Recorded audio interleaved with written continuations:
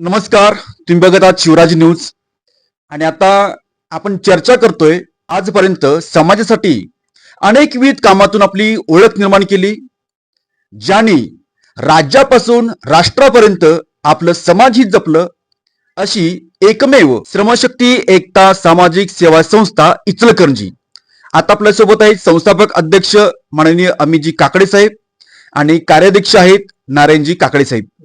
जाणून घेऊया या संस्थेचा नेमका प्रवास कसा सुरू आहे आणि नेमकी ही कल्पना त्यांच्यामध्ये आली कशी. अमित सर नमस्ते. नमस्ते. सर्वप्रथम आपली थोडक्यात एक ओळख सांगा. नमस्कार, मी अमित काकडे, कोरोची पत्रकार. मी गेली 10 ते 15 वर्ष सामाजिक कार्यामध्ये आहे. आपल्या संस्थेची स्थापना 2011 साली झाली.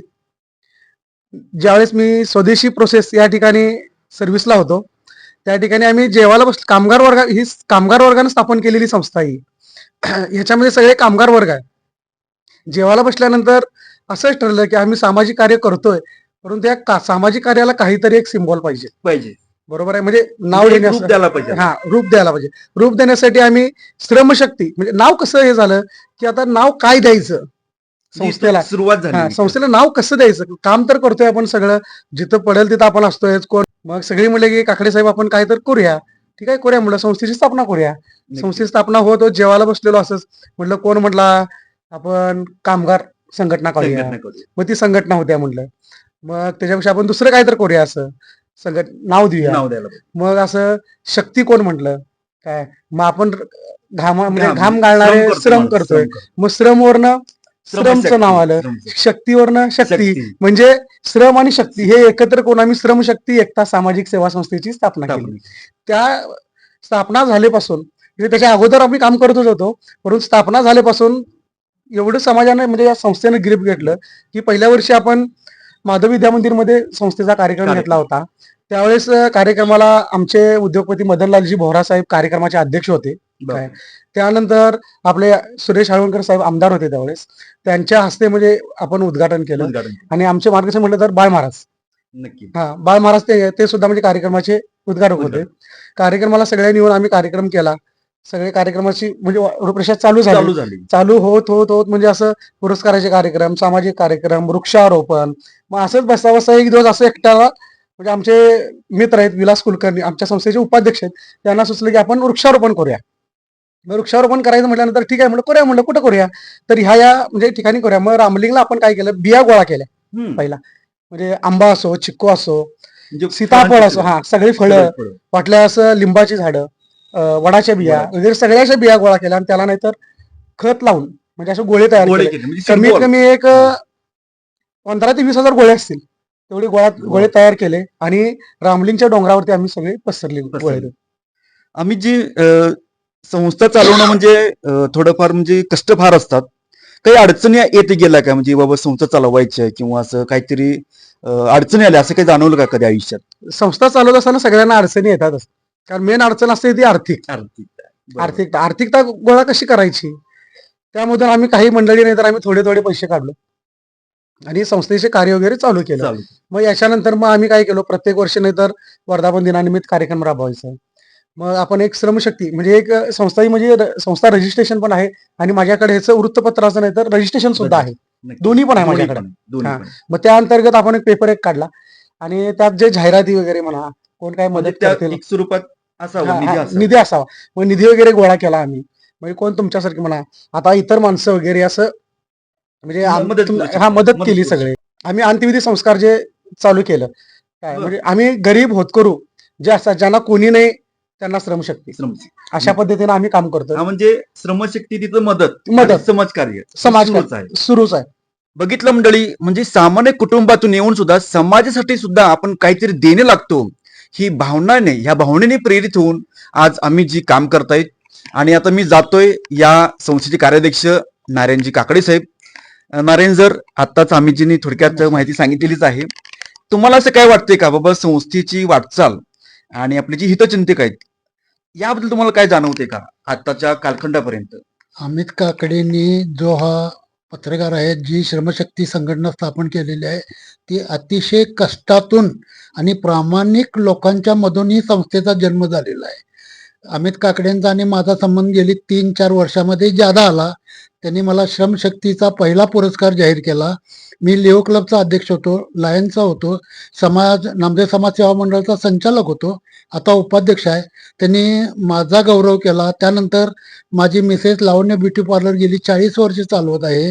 तिचाही सन्मान अमित काकडेंनी त्यांच्या कार्याचा गौरव करून केलेली आहे. त्यानंतर माझा मुलगा कॅफे चालवतो, त्यांचाही गौरव त्यांनी अगदी मनापासून केला. त्यानंतर माझी मुलगी कराडला असिस्टंट प्रोफेसर आहे कृष्णा कॉलेज ऑफ फार्मसीला.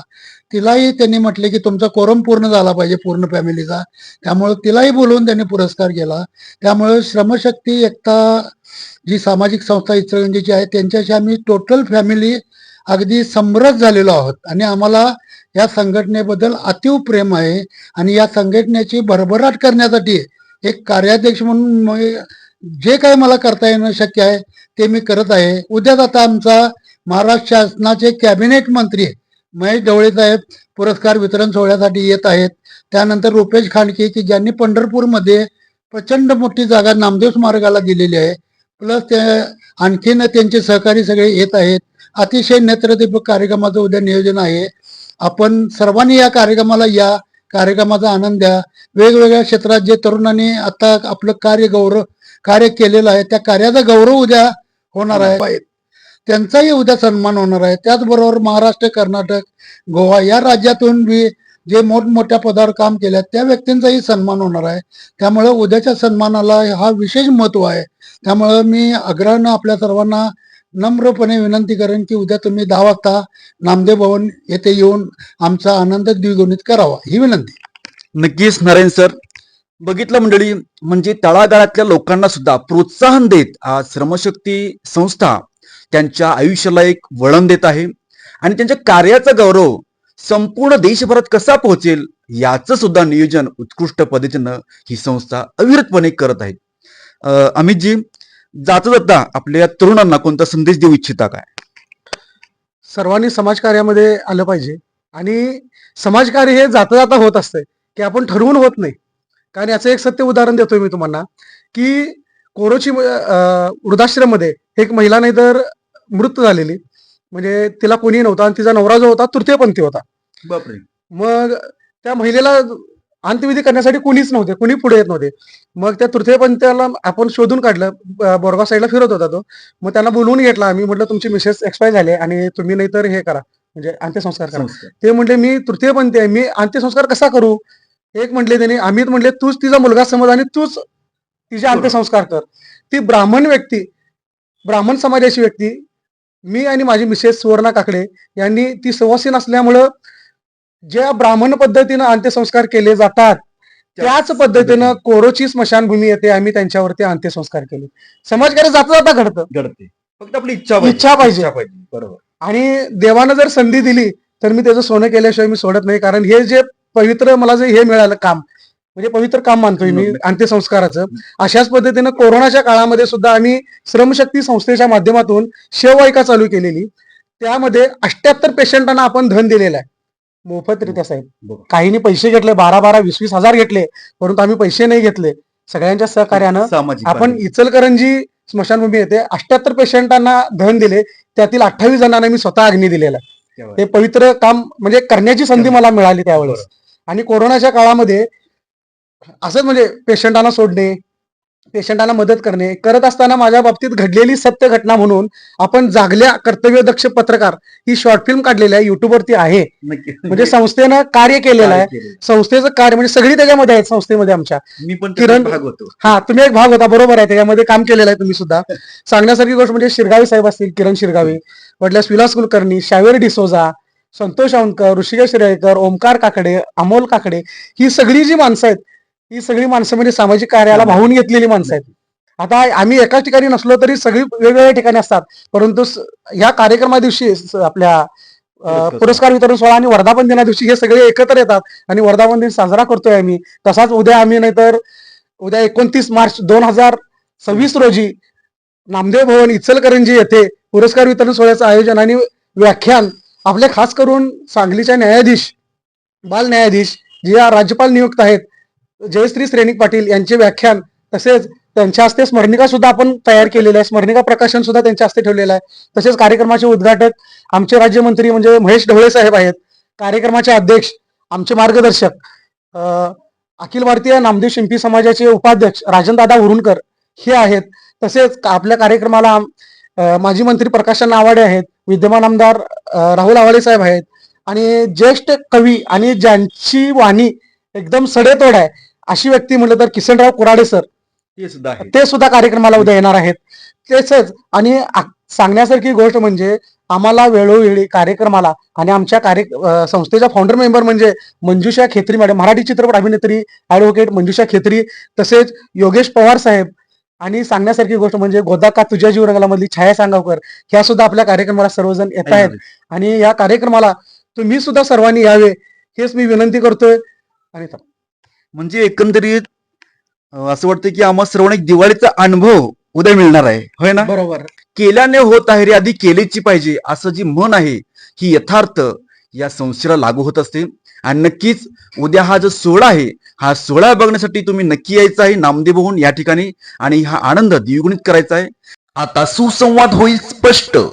तुमच्या बोलण्यात किंवा ऐकण्यात अडथळे येतात का? त्यासाठीच central speech and hearing clinic घेऊन आले आहे. आधुनिक तंत्रज्ञानाने युक्त अत्याधुनिक श्रवणयंत्रे, लहान मुलांसाठी आणि मोठ्यांसाठी स्पीच थेरपी, डिजिटल ऑडिओमेट्री, उच्चारातील व कानांच्या दोषावरील खात्रीशीर उपचार फक्त आपल्या central speech and hearing clinic मध्येच. लहान मुलांसाठीच विशेष speech therapy, digital hearing equipments, तज्ञ ऑडिओलॉजिस्टचे मार्गदर्शन उपलब्ध. तर आपल्या उपचारासाठी आजच संपर्क करा. Central speech and hearing clinic, Kiran gas godown जवळ, Chhatrapati Sambhaji chowk, D Mart road, Ichalkaranji. Phone number 7030 39 40 40, 7057 52 56 26. एक वेळ अवश्य भेट द्या. Central speech hearing clinic, Ichalkaranji.